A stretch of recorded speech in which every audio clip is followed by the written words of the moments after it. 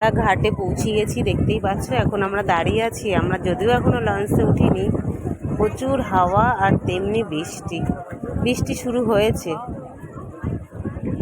প্রচুর লোকজন সব দাঁড়িয়ে আছে। তো আমরা বৃষ্টির জন্য মিষ্টির দোকানে এসে দাঁড়িয়ে পড়লাম, আর ছেলে এই একটা ল্যাংচা খেয়ে নিল। তো ফাইনালি আমরা দেখো লঞ্চে উঠে গেছি।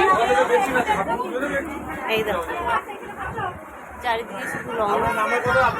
83 হ্যাঁ, এই যে আমরা লঞ্চে উঠে গেছি। খুব ক্লান্ত, সেই সকাল 5টা বাজে 10 মিনিট বাজে তখন। তো দেখো ফাইনালি আমাদের লঞ্চ ছেড়ে দিয়েছে।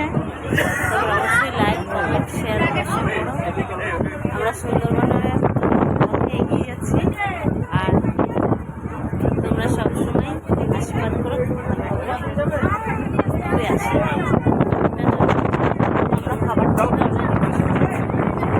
এখন বাজে সকাল 11টা। পৌঁছায়নি বাবা।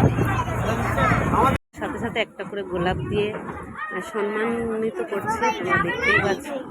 ঠিক আছে,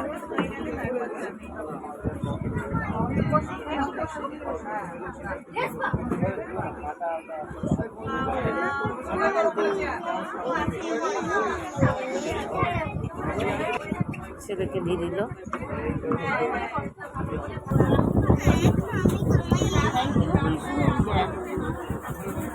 তো এই যে সোনুর গোলাপ, ছেলের গোলাপ, আর আমারটাই এই যে